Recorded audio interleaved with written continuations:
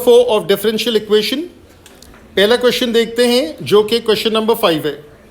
The variables x and y satisfy the differential equation dy by dx is a constant k multiplied by y cube multiplied with e raised to power of minus x। अब देखें यहाँ पर k एक constant है और ये था पहले से कांस्टेंट मौजूद। एक कांस्टेंट आएगा c that is constant of integration. इसका मतलब है दो कंडीशंस की ज़रूरत होगी in order to evaluate it. ये पहली कंडीशन है, ये दूसरी कंडीशन है। Solve the differential equation obtaining an expression for y in terms of x। यहाँ पे सब्जेक्ट बनाना होगा। सबसे पहले आप वेरिएबल सेपरेबल करें। 1 over y cube dy is k e raised to power of minus x dx। Integrate, लेकिन अभी integration नहीं कीजिएगा क्योंकि उल्टे हाथ पे it's not in a position to be integrated. First take it up.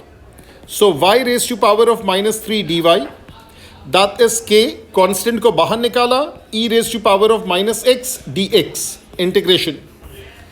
y raise to power of -3 + 1 k अपनी जगह पे, e raised to power of -x over -1 plus a constant of integration c. This is -1 over 2 and this is 1 over y square. This is -k e raised to power of -x plus c. अब दो options हैं। पहला option ये है कि या तो मैं कॉन्स्टेंट्स इवैल्यूएट करूं और उसके बाद मैं सब्जेक्ट बनाऊं, या कम से कम सिंप्लीफाई करूं, या मैं सिंप्लीफाई करूं फिर सब्जेक्ट बनाऊं। अब यहाँ पर ये तजुर्बा ये कहता है कि कभी कभार ये इस तरह के माइनस और इस तरह के fractions it creates a lot of miss. पहले आराम करते हैं, आराम से -2 से मल्टीप्लाई कर देते हैं कम से कम। तो ये -½ से जान छोड़ाते हैं, तो ये हो जाएगा 1 over y स्क्वायर। यहाँ पे माइनस है, यहाँ पे -½ के लिए -2 से मल्टीप्लाई किया तो ये हो गया +2k e raised to power of -x, और यहाँ पे हो गया -2c। पहले ये डबल चेक कर लें।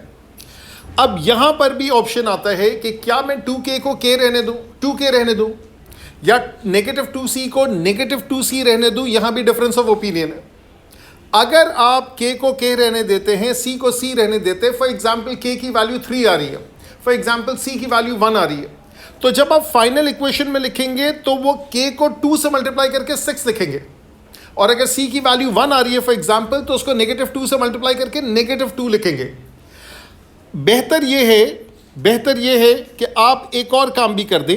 जब इतना ज़्यादा सिंप्लीफाई किया है तो एक और काम भी कर दें, वो ये है कि यहाँ लिखे let 2k equals to a constant a, let -2c equals to a constant b। सारा पॉजिटिव हो जाएगा, नो फ्रैक्शंस, ज़्यादा आसान हो जाएगा, गलती के चांसेस मिनिमाइज हो जाएंगे। 1 over y स्क्वायर, 2k की जगह a लिखा, e raise to power of -x, -2c की जगह b लिख दिया। क्योंकि कांस्टेंट है, जब 2c को आप इस्तेमाल कर सकते हैं तो नेगेटिव को भी इस्तेमाल कर सकते हैं। अब कंडीशन देखिए कौन कौन सी है। पहली condition x is 0 y is 1, x is 0 y is 1, ये पहली कंडीशन है। दूसरी condition x is 1 y is √e, x is 1 y is square root of e। पहली कंडीशन प्लग इन करते हैं, 1 over 1 square a e raised to power of -0 plus b e raised to power of 0 is 1, so therefore 1 is equals to a plus b। ये पहली condition हो गई। पहली equation हो गई। दूसरी इक्वेशन पे आए, 1 over root of e the whole thing square is equals to a e -1 plus b। ये हो गया 1 over e, ये हो गया a over e, ये हो गया b। That is equation number 2। अब यहाँ से मैं a को सब्जेक्ट बनाता हूँ, a इज 1 minus b। यहाँ से मैं बल्कि b को सब्जेक्ट बना दूँ, ज़्यादा आसान है। तो यहाँ से मैं पहले b को सब्जेक्ट बनाता हूँ, दैट इज 1 minus a। यहाँ से भी b अकेला है, इसको सब्जेक्ट बनाता हूँ, that is 1 over e minus a over e, which can be written as 1 minus a divided by e। दोनों ही b के बराबर है, so 1 minus a is 1 over e bracket 1 minus a। अब यहां पर जो है वो आप पहले मल्टीप्लाई ही कर लें. So therefore e minus e a is equals to 1 minus a. सारे a वाले टर्म्स एक तरफ लेकर आ जाए. a minus e a is 1 minus e. a common ले लें which is 1 minus e over is equals to 1 minus e. Therefore a की वैल्यू कम्स आउट टू बी 1. ठीक है, तो a की वैल्यू आपकी 1 आ गई. अब b की वैल्यू क्या है? b is 1 minus a which is 1 minus 1 which is 0. अब आप इक्वेशन में प्लग इन करें. आपकी इक्वेशन थी 1 over y square a e minus x plus b. 1 over y square a e minus x plus b. b की value 0 है, that's gone. a की value जो है वो 1 है. So therefore 1 over y square is equals to e raise to power of minus x. Cross multiply करें. Y square, बल्कि यूं लिख देता हूं, 1 over e raise to power of minus x is y square. e raise to power of minus x को ऊपर लाएंगे. e raise to power of plus x is equals to y square. y is square root of e raise to power of x. Therefore y is equals to e raise to power of half x. सही है. तो अगर आप इसको उस तरीके से करते कि ये कांस्टेंट्स चेंज नहीं करते, फाइनल आंसर तो सेम आता, लेकिन जो इंटरमीडिएट आपके कांस्टेंट्स आते हैं वो डिफरेंट होते हैं. सिंप्लीफाई करके एग्जैक्ट सेम इक्वेशन आती. अगले क्वेश्चन में चलते हैं. इसको एक नजर देख ले.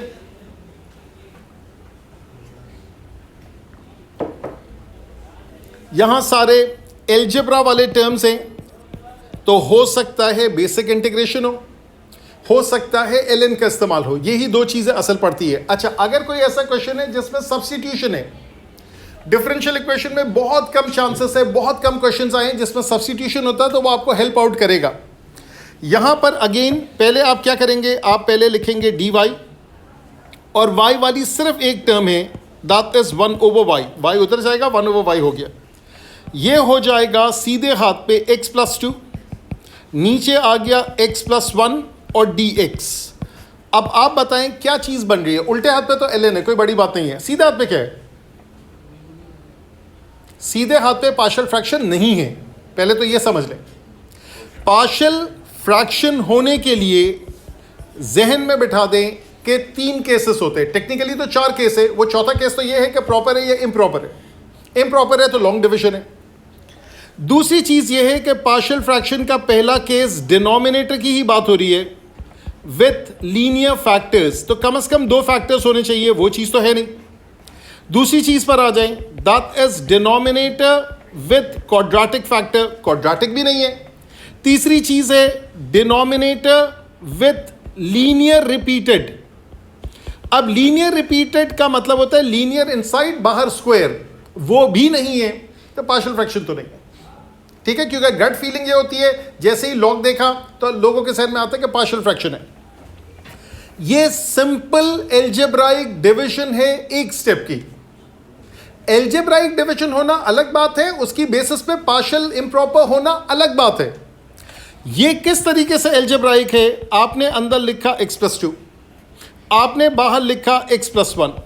क्योंकि वो इस पोजिशन में नहीं है कि इंटीग्रेट हो सके, तो आपने कहा कि अंदर वाला x न्यूमरेटर में, बाहर वाला x डिनोमिनेटर में, x ओवर x इज 1. अब 1 को इन दोनों से मल्टीप्लाई करेंगे. So therefore this is x plus 1. अब क्या करेंगे? साइन चेंज करेंगे, minus minus. So 2 minus 1 is 1. What is the quotient? नीचे वाला 1. What is the quotient? ऊपर वाला 1. What is the remainder? नीचे वाला 1. What is the divisor? x plus 1. तो क्या लिखेंगे? Quotient plus remainder over divisor, which will be written as 1 plus 1 over x plus 1. क्या ये इंटीग्रेट हो सकता है? Yes.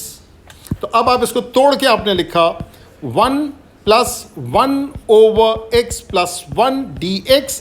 ये लिखने के बाद अब ये इस पोजिशन में है कि आप इंटीग्रेट कर सके. उल्टे हाथ पे ln आएगा, सीधे हाथ पे 1 becomes x, वहां ln नहीं आएगा, और जो फ्रैक्शन है वहां पे फिर से ln आएगा.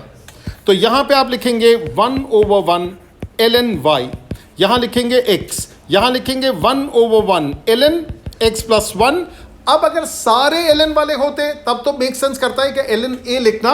चूंकि एक ln का नहीं है तो सीधा सीधा c लिख दें. अब आप इसको और इसको एक साइड पर रखेंगे, इसको और इसको दूसरी साइड पे ले जाएंगे। तो जब आप दूसरी साइड पे ले जाएंगे तो ln y minus ln x plus 1 is equals to, सीधे हाथ पे आ गया x प्लस सी, उल्टे हाथ पे लॉग के रूल से सिंप्लीफाई होगा, ln y over x plus 1 is equals to x plus c. y over x plus 1 is e raise to power of x plus c, जिसको आप तोड़ेंगे e raise to power of x into e raise to power of c, let e raise to power of c equals to a constant a. So therefore you have y over x plus 1 is equals to aex, therefore y is equals to aex bracket x plus 1. ये आपका general solution आ गया। अब देखते हैं इसने दिया क्या था। इसने कहा था given that y is 2 when x is 1, solve the equation, obtain an expression for y in terms of x. अब इस मर्तबा मैंने अपने तरंग में पहले मैंने सॉल्व कर दिया, मैंने कांस्टेंट इवैल्यूएट नहीं किया, परफेक्टली राइट। बाकियों में मैंने कांस्टेंट इवैल्यूएट करके फिर सब्जेक्ट बनाया, यहां सब्जेक्ट बन चुका है। अब क्या चाहिए, y is 2 when x is 1. So therefore add a page, y is 2 when x is 1. So therefore 2 लिखा, a e power 1 plus 1, therefore 2 is equals to a e, और यहाँ पे 2 आ गया, 2 से ये 1 हो गया, so therefore a is 1 over e. So therefore the final answer is y is equals to 1 over e raised to power of x plus 1. इसको और अगर सिंप्लीफाई करना हो तो e raised to power of x, e raised to power of 1, x plus 1. This is e raised to power of x minus 1 bracket x plus 1. That is the particular solution of this equation, y in terms of x. अच्छा जी, ये वाला question किस चीज़ का है, आराम से देखें। Trigonometry है, फुल फ्लेज ट्रिग्नोमेट्री है। ऑफ कोर्स एक एल्जेब्रा वाली टर्म y भी है, छुपी हुई है दरमियान में। ये है आपका ट्रिग्नोमेट्री बेस्ड। आपके पास है dy by d x is equals to 4 cosine square y, sorry वो y कोसाइन का हिस्सा है, y अलग से नहीं है, वो y जो है वो कोसाइन का हिस्सा है, और यहाँ पे है टेंजेंट x। अब आप लिखेंगे dy और नीचे आ गया कोसाइन स्क्वायर y, यहाँ पर आ गया 4 टेंजेंट x dx, इंटीग्रेशन। क्या मैं स्टार्ट कर दूं या पहले सेटअप करूं?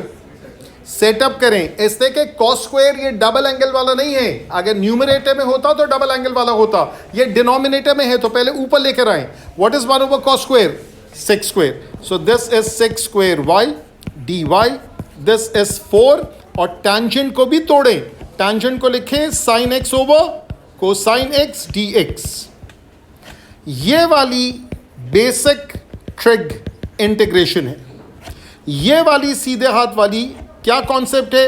If the numerator is the derivative of the denominator then the integral is ln of denominator. ये वो वाला कॉन्सेप्ट है।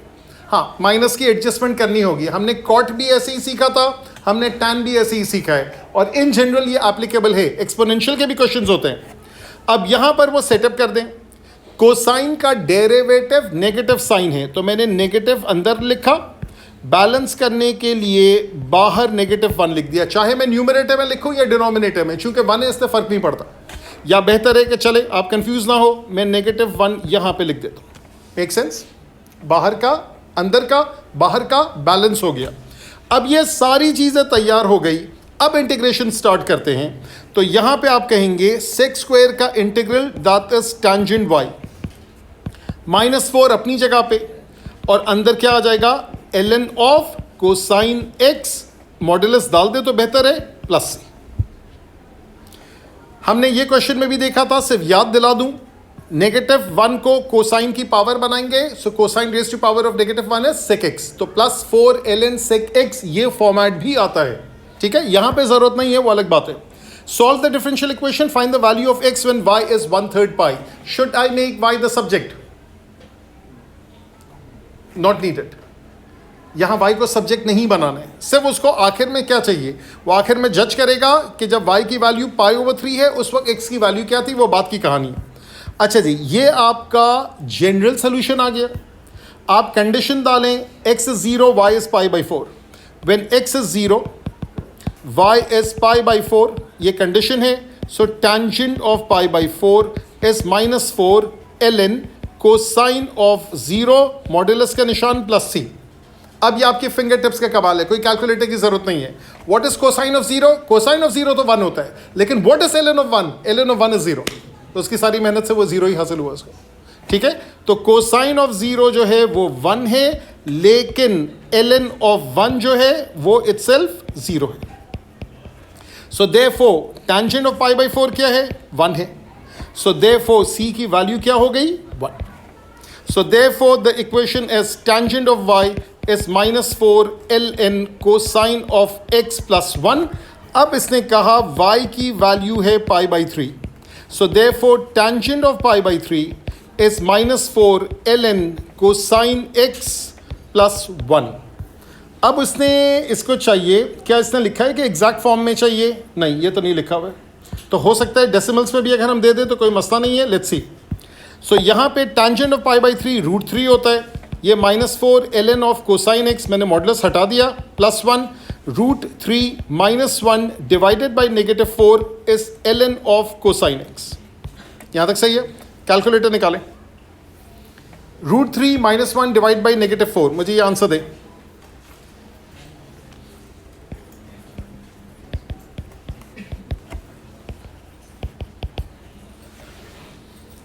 √3 -1 डिवाइडेड बाई -4,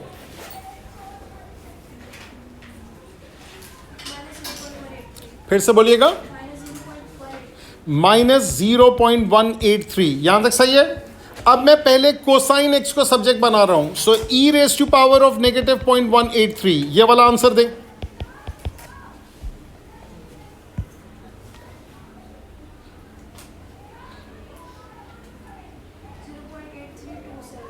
(0.8326) यहां तक आ गया। अब इसका मतलब है ट्रिग्नोमेट्री है तो उसने रेंज दी हुई होगी। क्या रेंज है? 0 से लेके पाई बाई 2, यानी बेसिकली बेसिक एंगल की बात कर रहे हैं। ठीक है, तो सीधा सीधा अब आप इस्तेमाल करें x. Calculator should be in the radian mode, याद रखेगा। That is cosine inverse of 0.83276 and give me the value of x.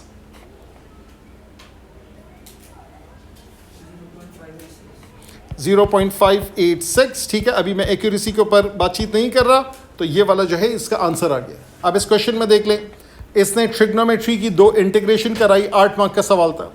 Trigonometry की 2 इंटीग्रेशन कराई, उसके बाद इसने ln का कॉन्सेप्ट इस्तेमाल किया, उसने कोसाइन का कॉन्सेप्ट इस्तेमाल किया। असल पार्ट ये आखिरी वाला भी था कि y की वैल्यू पाई बाई 3 थी, उसका एग्जैक्ट फॉर्म इस्तेमाल नहीं भी करते, डेसिमल्स भी करते, कोई इशू नहीं था। उसके बाद उसने एक्सपोनेंशियल में कन्वर्जन की, लॉग फॉर्म से एक्सपोनेंशियल में कन्वर्जन की। उसके बाद कोसाइन x की वैल्यू आई, उसके बाद x की वैल्यू आई कोसाइन इनवर्स करके। So that is the final answer in radiance. 4 chapters ऐसे हैं जिसके अंदर ट्रिग्नोमेट्री का रेडियन फॉर्म की कैलकुलेशन होती है। मैक्सिमम, मिनिमा, इम्प्लिसिट, पेरीमेट्रिक, डिफरेंशिएशन की बात कर रहा हूं। ठीक है, किसी भी टाइप का मैक्सिमम, मिनिमा, ये वो integration for that matter, limits हो गए, ये सारी चीज़ें हो गई। Differential equation, these are the word problems. अभी वर्ड प्रॉब्लम्स स्टार्ट नहीं किए, 1-2 क्लासेस और करेंगे ताकि आपका कॉन्सेप्ट क्लियर हो जाए, फिर वर्ड प्रॉब्लम्स की बात करेंगे। इसमें डिफरेंशियल इक्वेशन, इसके अंदर रेडियंस है, और न्यूमेरिकल सोल्यूशन में जहां जहां ट्रिग्नोमेट्री का सवाल आता है वो भी रेडियंस है। कहां पे डिग्रीज होती है?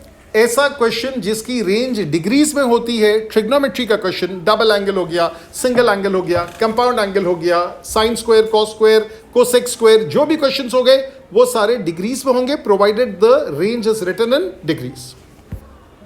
अच्छा जी, let's look at this question, question number 8। It says in a chemical process, अब ये हल्का सा वर्ड प्रॉब्लम है, फुल फ्लेज नहीं है ये। In a certain chemical process, a substance A reacts with and reduces a substance B. अब इसके लिए केमिस्ट्री जानना जरूरी नहीं है, रिडक्शन ऑक्सीडेशन की बात नहीं कर रहा। उसने कहा बस reduces का लफ्ज है, reduces का मतलब है कम करना। The masses of A and B at time t after the start of the process are x and y respectively. तो mass of A जो है वो x है, mass of B जो है वो y है, और इसने आपको दिया हुआ है dy by dt। अब x की जगह t आया for time, dy by dt is equals to -2xy, लेकिन साथ में और क्या कहा? और इसने ये कहा x is 10 over 1 plus t the whole thing square। देखें dy by dt तो x y में है, लेकिन x itself टाइम पे है, तो ये वाली आपके पास इक्वेशन आ गई, this is 1 plus t the whole thing square. In other words dy by dt क्या हो जाएगा, नेगेटिव 0.2, x की जगह लिखा 10, यहां लिखा 1 प्लस टी होल स्क्वायर और यहां पे लिखा y। अब ये कह रहे हैं at the beginning of the process y is 100। किसी भी चीज में जब हम टाइम स्टार्ट करते हैं so that time is taken as 0। आपने 0 पे स्टार्ट किया, तो ये जो कंडीशन है this is y is 100 when t is 0। Form a differential equation in y and t and solve this differential equation. आखिरी वाला पार्ट क्या है वो भी थोड़ी देर में देखेंगे। सबसे पहले आप करेंगे dy 1 over y, नेगेटिव 0.2 को 10 से मल्टीप्लाई किया तो 2 आ गया with a negative sign, negative 2, 1 plus t raise to power of -2 dt। मेरे ख्याल से गलती से dx लिखा हुआ है, मैं इसको चेंज कर दूं, ये dt था। यहां तक सही है? क्या एडजस्टमेंट की जरूरत है? मेरे ख्याल से तो एडजस्टमेंट फुल फ्लेज हो चुकी है। ये वाला ln बनेगा, ये p1 का चेन रूल है, और अब इंटीग्रेट करते हैं 1 over 1 ln ऑफ y -2 अपनी जगह पे 1 plus t raise to power of negative 2 plus 1, negative 2 plus 1। Don't forget to divide by derivative of bracket even if it's a 1। तो ये t का ये हो गया 1 plus a constant of integration c। फिर से सिंप्लीफाई करते हैं ln y, नीचे माइनस था 1, ऊपर -2 है तो ये हो गया +2, ये हो गया 1 प्लस टी, डबल चेक कर लें, प्लस c। अब इसने कहा कि t is 0, y is 100, ln 100, this is 2 over 1 plus 0 plus c, so 2 over 1 is 2, therefore c is ln of 100 minus 2। इसको छेड़िएगा नहीं, कैलकुलेटर इस्तेमाल मत कीजिएगा, आगे जाके सिंप्लीफाई होगा। तो c इस तरह का अजीब किस्म का आपने पहली मर्तबा देखा है। अब फिर से आ जाएं, ln y is equal to 2 over 1 plus t plus ln of 100 minus 2। ये आपका पर्टिकुलर सोल्यूशन आ गया। क्या इसने कहा है कि सब्जेक्ट बनाना है, form a differential equation in y and t and solve this differential equation. Subject बनाने के लिए नहीं कह रहे, ठीक है? हालांकि सब्जेक्ट बनाना इसमें कोई मुश्किल बात नहीं है।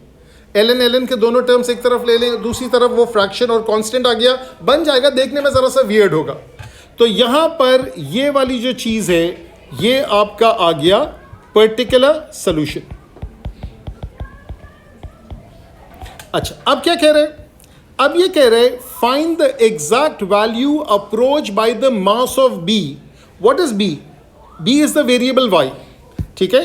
तो ये कह रहे हैं कि मास ऑफ b यानी कि y वो क्या हो जाता है जब t becomes very large। अब ये असूल याद रखें, when t becomes very large इसका मतलब है t goes to infinity, ठीक है? अच्छा, क्या मेरे पास y वाली इक्वेशन है? मेरे पास y वाली इक्वेशन तो यही है इक्वेशन। तो अगर मैं लिखूंगा ln of y is 2 over 1 plus infinity plus ln 100 minus 2। सही लिखा है? अब आपको असूल बताया था, फिर से बता देता हूं, ये 3 असूल याद रखेगा, p1 p3 हर जगह इस्तेमाल होता है ये। एनी 0, पहले तो 0 से स्टार्ट करें, 0 divided by any number is 0। इसके भी लॉजिक पे नहीं जा रहा। Any number divided by 0 is undefined infinity. इसको क्रॉस मल्टीप्लाई करें तो any number divided by infinity is 0। और एक और चीज भी आएगी, वो आगे चल के आएगी, मैं अभी जानते बुझते नहीं बता रहा, ओवरलोड हो जाएगा। यहां पर नीचे infinity plus 1, it's like a drop in the ocean, it will still remain at infinity, so 2 divided by infinity, this would become 0, so therefore ln y is ln 100 minus 2, therefore y is e raised to power of ln 100 minus 2, और simplify करें, e raised to power of ln 100 into e raised to power of minus 2। आपको याद हो, I hope so, याद होना चाहिए, e raised to power of ln x equals to x provided x is greater than 0। ये बहुत काम का रूल है। सो यहां से बचेगा 100, यहां से बचेगा e raise to power of -2, जिसको साफ सुथरे तरीके से आप लिखेंगे 100/e²। इस तरह के टेढ़े मेढ़े आंसर्स आते हैं डिफरेंशियल में। अब क्या कह रहे हैं, ये एक हिस्सा हमने किया, find the exact value approach by the mass of b as t becomes very large, state what happens to the mass of a as t becomes very large। what is a जो था वो variable x था, वो ये equation थी, ठीक है।